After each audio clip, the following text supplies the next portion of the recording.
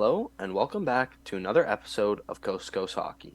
Today, we'll be discussing everything to do with the Buffalo Sabres. I'm Cameron. I'm Noel.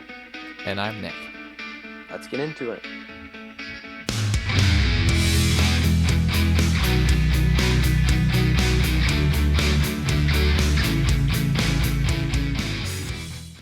The Sabres addressed their defensive needs in this offseason, bringing in Erik Johnson and Connor Clifton. They also brought in Dustin Tokarski as goaltender depth. On the subtractions front, longtime goalie Craig Anderson has left the team, as well as Vinny Hinostroza, Malcolm Subban, and Lawrence Pilut.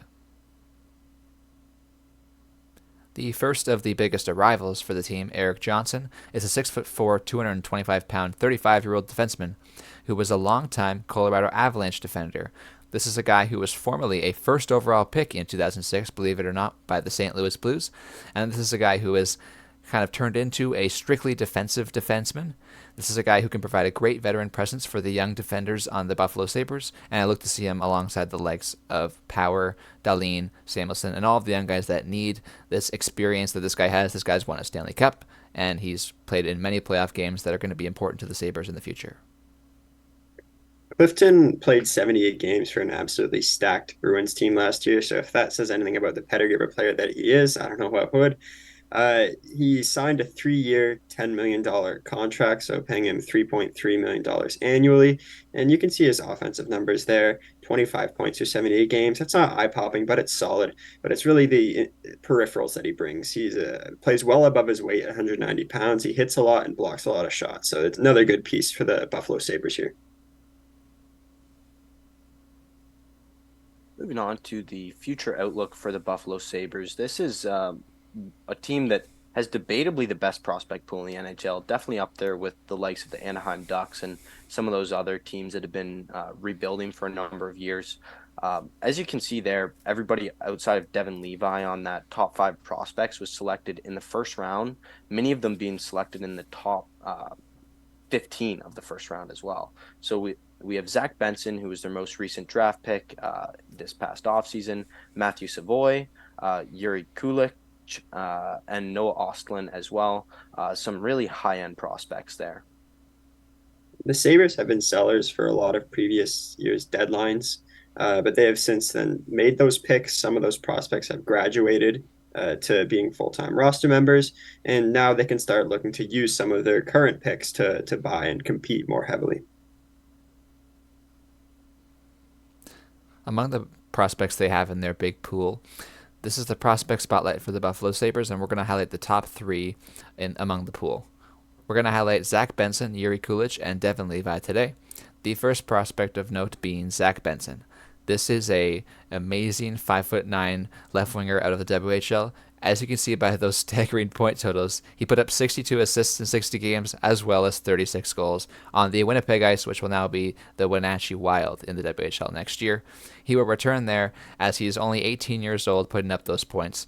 He is a year younger than Matt Savoy, his teammate on that team, and both of them put up some great point totals last year, but I chose Zach Benson because of being a year younger and sort of a better playmaker in my opinion. I think Matt Savoy is an amazing player, a high skill forward in the same range of being the shorter, the high skill player, but I do like Zach Benson as a higher upside player. Yuri Kulich was dominant in both international and league play. This is a guy who almost carried Czechia to the World Championship. He lost in Canada in overtime, but he scored in that final, and he also scored in the semis. This is a huge guy from the Czech Republic, 6'1", 185 pounds, only 19 years old. He was drafted 28th, and it seems to be a steal now when you look back at it in the first round in 2022, as he put up 46 points in 62 games as an AHL rookie. Devin Levi is sort of a hot commodity now. It's such a popular name now in the Buffalo area as well as around the league. You're looking at a guy who came hot out of college. He was a big piece in the trade from Florida, and now he is going to be in the NHL, practically the NHL starter for the team, as we'll talk about later. He played 7 games last year and put up some great numbers. He went 5-2 in that span as a rookie. That's pretty amazing. After coming out of college, where he posted a 933 and a 224 goals against in that span. Moving on from our prospect spotlight, we're going to take a look at the projected lineup for the Buffalo Sabres. And this is an incredibly deep forward core here that they have. Jeff Skinner, who seems to be underrated almost every single season, has been absolutely dynamite for this team recently. I believe he was right at, if not a point per game last season. So he fits incredibly well on that left wing with Tage Thompson and Alex Tuck, who both had breakout seasons themselves last year and will look to continue building on that as really, truly dominant offensive players in this league.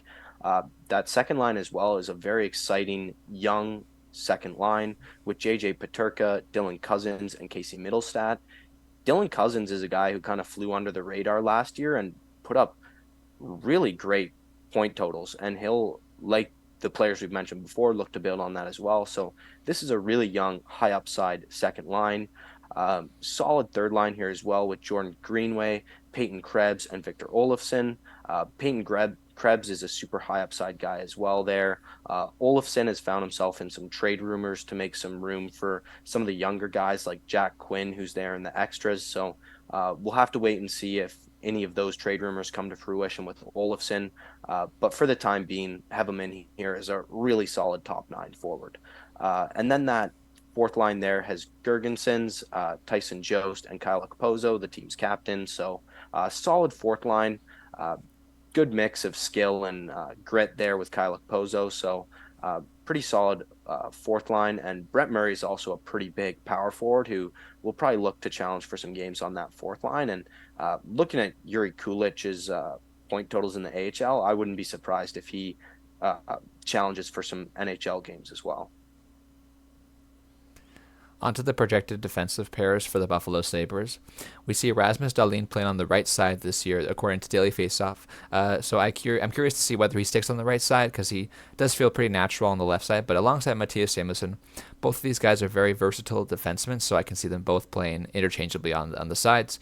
Your second pair, you've got Owen Power alongside Connor Clifton. This is a great option for Owen Power to have this a bit older guy who can play a very defensive stay-at-home game while Owen Power is free to skate with the puck and make risks as he grows his game at a young age. This is perfect for him in his development, in my opinion. You're also looking at the third pair being Eric Johnson with Henry Jokiharju. This is another idea of a defensive stay-at-home alongside an offensive-minded guy.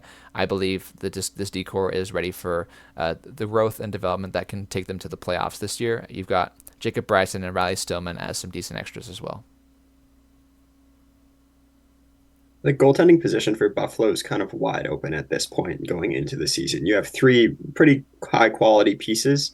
Young too. Devin Levi is a very touted rookie coming into this year. UPL is also a very young player, high upside, and Eric Comrie's been a solid backup his entire career. Does have the potential to take the next step too and become a starter. So I'm thinking we're going to see a tandem here, similar to what's been popular through a lot of teams in the league. And it's really anyone's guess who's going to take the 1A position. Any one of these guys could do it. It's just really who's going to be hot. Yeah. Moving on from our projected lineup to the storyline surrounding this 2023-24 Buffalo Sabres team. So the first one there is really interesting. So this is already a high octane offensive team with the likes of Tuck, Thompson, Skinner, Krebs, and Cousins, like just to name a few. But based on the current rumors, it sounds like this is a team that's looking to add another elite offensive player to their group. So the big rumor right now is the fact that Patrick Kane is rumored to be making a return to the NHL with the Buffalo Sabres, his hometown team. So this is a player that's coming off of hip surgery. He's currently rehabbing it. He's holding off on signing with a team until he feels healthy enough to play. So we're going to have to wait a while to see if he does sign with the Buffalo Sabres. But uh, adding him to this young team would be absolutely huge. Are players able to sign contracts like midway through the season? Yep. Yeah, Yeah. so we could definitely see that happening with Patrick Kane. I'd love to see him play for his hometown team. I think it'd be great for the league, great for Buffalo fans as well. As for Zegras, that's a bit far-fetched. I don't know if the Ducks have been lowballing him, as I'm not sure if you mentioned, but yeah, I think that's a bit far-fetched for Zegras to make it into the Buffalo Sabres roster.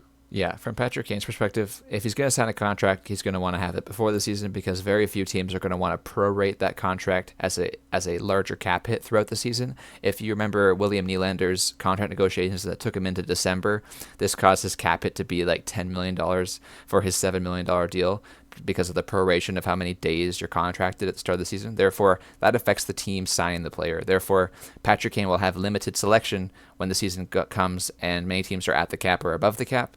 So I think if he's going to have a decision to make, it's going to be in the next week or two. We'd like to see him in Buffalo as well because that would complement this young forward group tremendously. As for Zegras, as Noel mentioned, with the options of lowballing out of Anaheim, I still think he doesn't move out of Anaheim because this is a asset that you want to keep for your franchise. This is a potentially franchise player.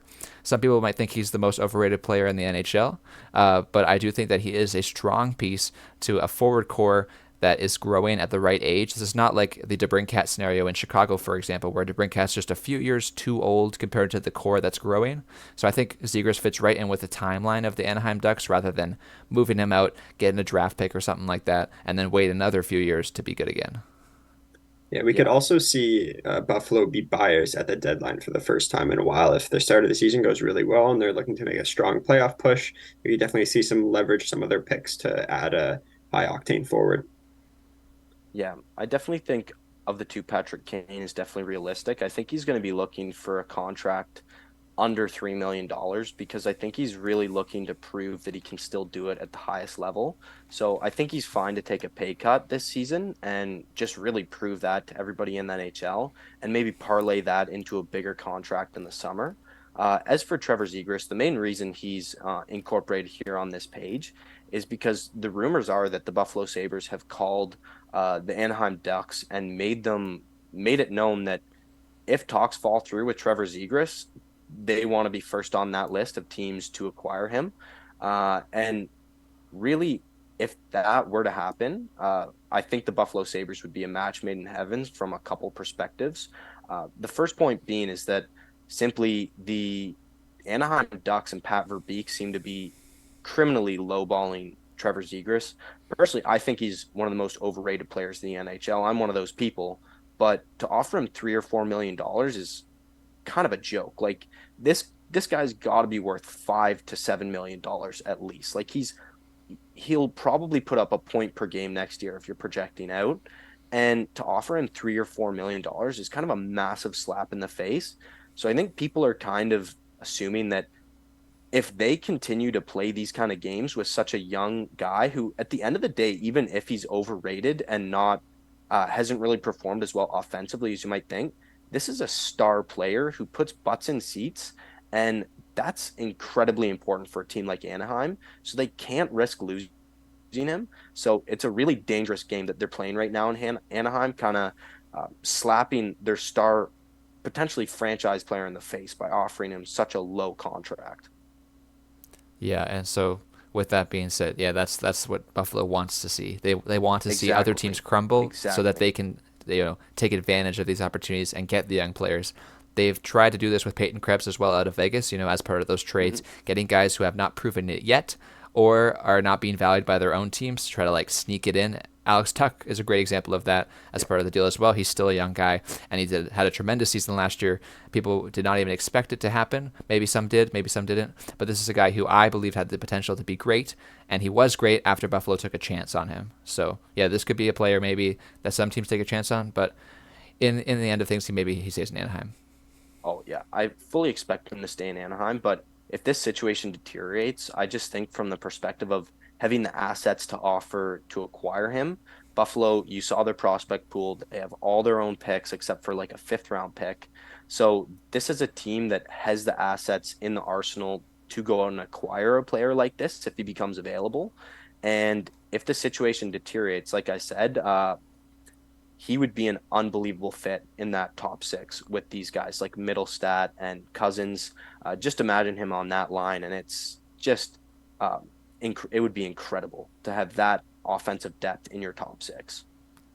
Yeah, one more thing to point out is that the Buffalo Sabres do have almost $9 million in cap space this current Exactly. season, and they will have more next season when a few guys come off the books, like Zemgus Girgensons, possibly Kyle Okposo. Unfortunately, you've got Victor Olofsson as a pending UFA, But you also have to remember that they have to sign Rasmus Dahlin, they have to sign Owen Power already, they have to sign Casey Middlestat, and they have to sign Peyton Krebs, among other guys that are RFAs. So it'd be interesting to see what GM Kevin Adams does with this team. He's definitely taken a great patient approach to this cap management, where he has not just gone out and bought everybody he can in free agency. He's definitely been patient for the right reasons. That's why they're able to do something like a Patrick Kane or maybe a Trevor Zegras at this point.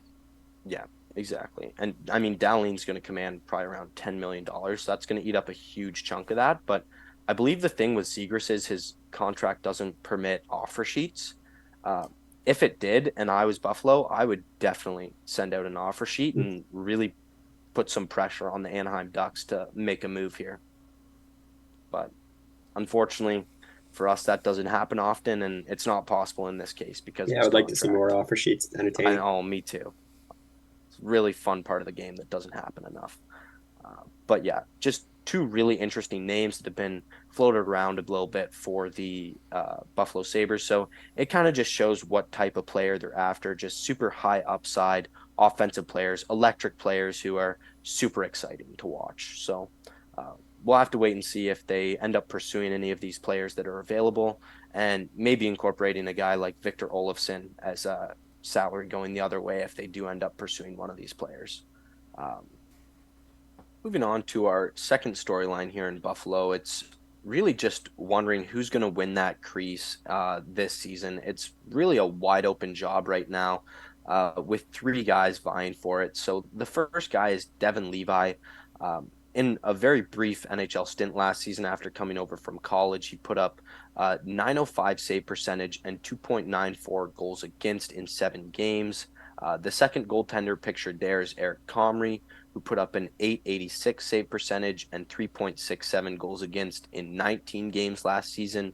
And then the last one is Ukko-Pekka Luukkonen, who put up an 892 save percentage and 3.61 goals against average in 33 games last year. So it's really wide open with three young goalies all looking to establish themselves in the NHL. Uh, just curious, wondering who you guys think is going to take that job, whether it's going to be a tandem or a revolving door of all three of them all season. Who do you guys like in this race to be the starter in Buffalo? The first thing I want to say is what a trade by the Sabres to acquire Devin Levi, sending Sam Reinhart the other way. He really could potentially be the goaltender of the future for Buffalo. That being said, he is still a rookie coming into. He hasn't proven anything in the NHL yet, and there's a lot of hype around him, especially in the fantasy world, fantasy hockey world. So in my opinion, I think it's going to be a revolving door of these three. We saw what Vegas did last year. I think there's going to be playing whoever's hot. They're all fairly young, and I think they're all going to go through spurts where they look amazing, and they're going to go through some tough times. So they're just going to run a revolving door and ride the hot hand. Yeah, that's the benefit of having three goaltenders like that. None of them stick out terribly to me at this point, as you mentioned, with Devin Levi being a rookie.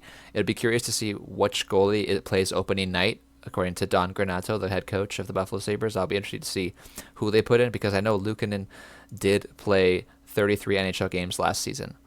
So he is kind of the guy that I'm thinking. If Devin Levi has some issues in the beginning of the season, it'll be Luukkonen's crease with Comrie as maybe the extra, because Comrie's been sort of a journeyman to this point in his NHL career. But I'm curious to see who the opening night starter is. It probably will be Levi at this point. Yeah, to me, I've fully bought into the hype surrounding Devin Levi, whether it's in fantasy or just the real NHL in general.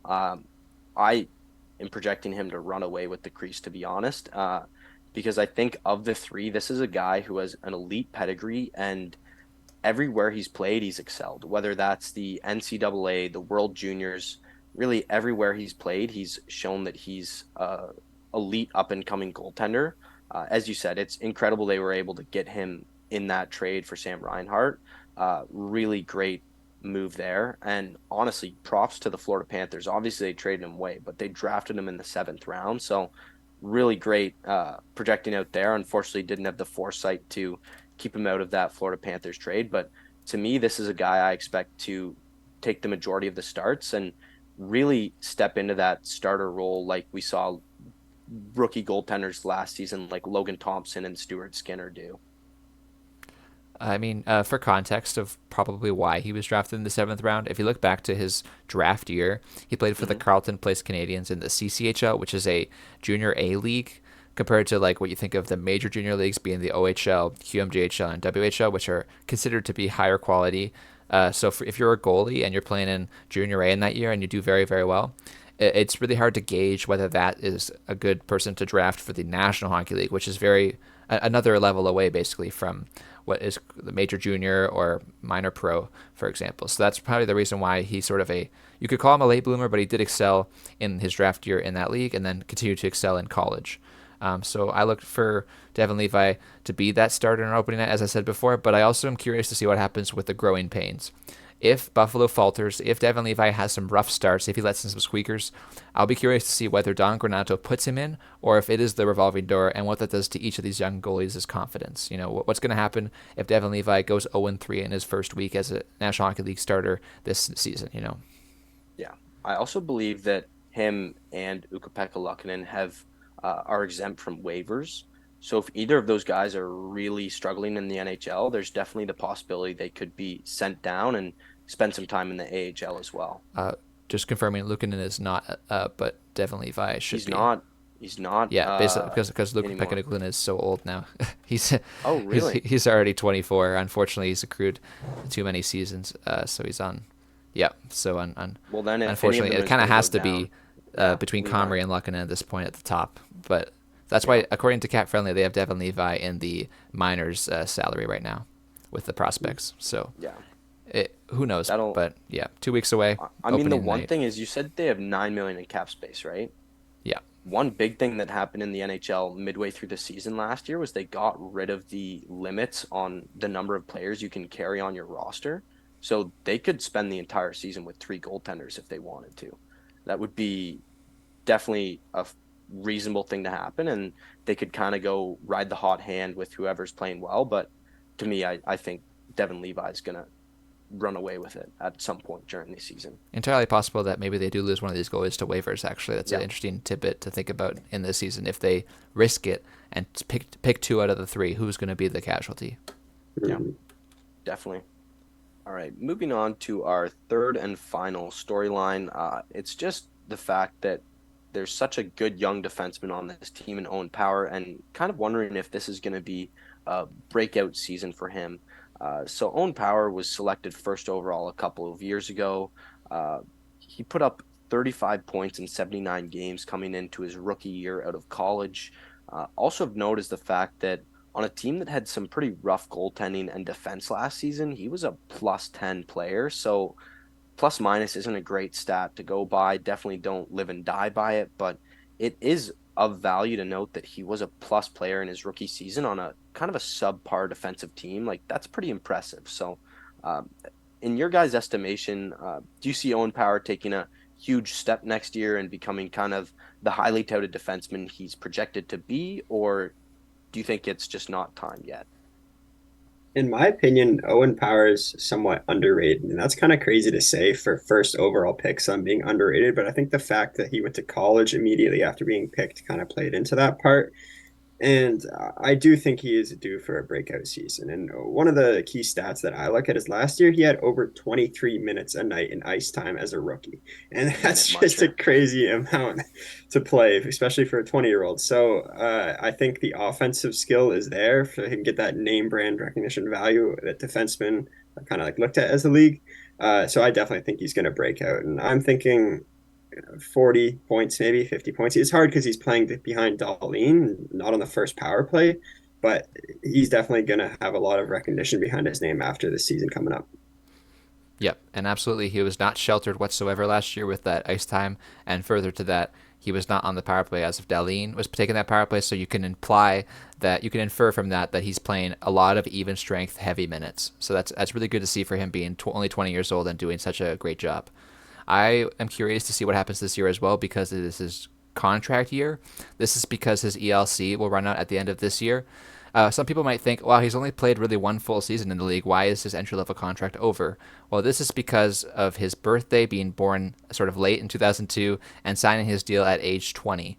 This means that he is not eligible for what is called the entry level slide, meaning that if you don't play in the league, the game's requirement that they ask you to play, you can slide that contract to the next year and still have those extra years left on that ELC cap hit, which is usually pretty nice for teams to have an 800K guy, whether or not they're a star or not. So this is the case for Owen Power, where he is now ending that ELC this season. Therefore, he's going to need a contract next year. So in his contract year, I do expect him to perform. I expect him to put at least 50 points on the table.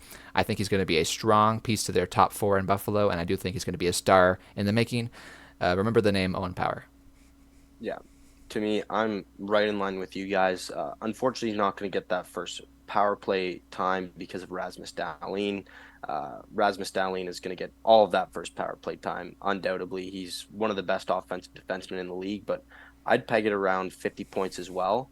I just think this is a super highly skilled offensive team. So even at even strength and on that second power play unit, I think that Owen Power is going to get ample opportunity to put up some points. So definitely around 50 points, and I think he's going to continue to uh, put up a lot of ice time, eat up a lot of ice time for this team. So just one last point here for me is that bringing in Connor Clifton as his partner and then also Eric Johnson to play lower in that lineup, I think that's really a stabilizing factor for him. And having a very responsible defensive partner in Connor Clifton is going to be absolutely huge for him. This is a guy who I think last year he played with Ilya Labushkin, who definitely isn't the best positionally and kind of seeks those big hits a lot of the time, as we've mentioned before. So getting some really stable veteran defensive partners and some good mentors in there for him is going to do wonders, in my opinion. Yeah, and one further piece to add to why he's so underrated, I look at his penalties from last year. He only took 24 penalty minutes last year. Rasmus Dahlin alone took 38 minor penalties, meaning that Dahlin and Power's playstyles are quite opposite. Power, being 6'6" and quite rangy, is able to play still a reserve style of play compared to Dahlin. You'd think it'd be the opposite, where Owen Power's height and weight would get in the way of him and cause him to have penalties such as, the by checking penalties and all that. But Rasmus Dahlin plays quite of a hack and slash type of game where he gets a lot of tripping, a lot of slashing, all the hooking, the unfortunate and what can be called undisciplined penalties, but because of his stick play. So I'm really glad to see that Owen Power, even as a rookie, playing heavy minutes, is still not staying in the penalty box. Only 24 penalty minutes last year. Yeah, that's just due to his skating, which I would argue is his best trait. Yep, absolutely. Yeah, it's definitely very exciting to project this defensive core out over time because Owen Power is a guy that on any other team would be looked at as the future number one defenseman, and that's just not the case in Buffalo because of the presence of Rasmus Dahlin. But I'll never forget when he scored that hat trick for the Canada World Junior team that got canceled, but the first Canadian defenseman to ever do such a thing, and it was so incredible to watch that. So really excited to see him burst on the scene and develop into the defenseman I think everybody thought he would be when he was the number one overall pick a couple years ago. Moving on to our final segment here, we're just going to take a little bit of a broad overview at the offseason and the upcoming season for the Buffalo Sabres. So the offseason grade there is going to be an A for me. I really like how they didn't do too much. This is a team that is avoiding the mistakes of other young and up and coming teams. Like you could look at the Toronto Maple Leafs, how they signed John Tavares to that massive deal, and it really limited their flexibility moving forward. All they did this offseason was add in their areas of weakness on defense. They moved out Ilya Labushkin, which they got a fourth round pick back. And if they had have waited longer to do that, they maybe would have had to give up assets to get rid of him. So to move him out, bring an asset back, and then replace him with Eric Johnson and Connor Clifton is just really unbelievable moves here by Kevin Adams. Like both players are making under $3.5 million, relatively short term. So really going to help stabilize that decor. And they didn't meddle with the offensive core that I think has so much upside in the future here. So the offseason grade is going to be an A. Really great offseason for me. On the ice, the offensive strength is going to be a B plus. I think this is one of the more deeper skilled offensive cores in the NHL. Like you look at all those lines, there's somebody with offensive upside on every single one of those lines. And Jack Quinn wasn't even projected in the lineup there due to injury, but that's another guy who's going to be in the lineup almost every single night. So B plus there. Defensive strength is a B plus. We already talked at length about the additions there, but they really improved that area this offseason. So B plus. And then goaltending strength is going to be a B minus. It's obvious this is the question for this team coming into the season. But if one of these goalies is able to take that starting job and run with it, this grade could definitely improve throughout the season. So I definitely look for Devin Levi to be that guy and hopefully improve this grade for the team. As for the future outlook, it's going to be an A plus. This lineup is riddled with exciting young players, and their prospect pool is one of, if not the deepest in the NHL. So the future is bright for Buffalo Sabres fans, and it's great for the NHL to have a competitive team in Buffalo again. Yeah, I think the Sabres have the longest active streak of missing the playoffs. So this is we have them projected in the second wildcard spot for our Eastern Conference standing. That's aggregate between the three of us. And this is a really young team looking to take a next step and improve and finally make the playoffs after long, hard years in Buffalo. So we're hoping that they'll be able to make the playoffs. Moving on to our final graphic here, just going over the individual rankings each of us had for Buffalo. Nick had them finishing 15th in the NHL and making the playoffs. Noel had them finishing 17th in the NHL and just missing the playoffs. I personally had them 12th and making the playoffs. So we had an aggregate ranking of 15th in the NHL and the first playoff berth in a number of years for the Buffalo Sabres. Yeah, I feel like I should just jump in why I don't have them making the playoffs. For me, it was For just sure. such a toss up between them and Ottawa. Eastern Conference, especially the Atlantic Division, is so close. So I just like Ottawa a bit more than Buffalo in terms of their goaltending. I think it's a bit more stable and their stars. They all have young star power. It was just a toss up, and I put Ottawa ahead of them. Yeah, we've said it numerous times, but that area of four teams there is going to be an absolute bloodbath. You could even throw Pittsburgh in there as well, but the Islanders, Ottawa, Florida, and Buffalo, it's going to be an absolute battle to see who's going to get those two wild card spots. And it's going to be exciting to watch. For me, I just think Buffalo, I expect all of their young players to take another step. Guys like Tage Thompson and Dylan Cousins, as well as Rasmus Dahlin and Owen Power. Uh, to me, I trust the goaltending enough that I think they're going to be a really good team this year. But only time will tell, and we'll have to see here. So that's going to do it for this video, guys. As we said, projecting Buffalo to make the playoffs for the first time in a number of years. So very exciting time to be a Buffalo Sabres fan. We really hope that happens. So thank you guys so much for watching this video. Thank you for all the support in this series. We're really enjoying making these videos for you guys. So make sure to tune back in for the next one. And please make sure to like, comment, and subscribe.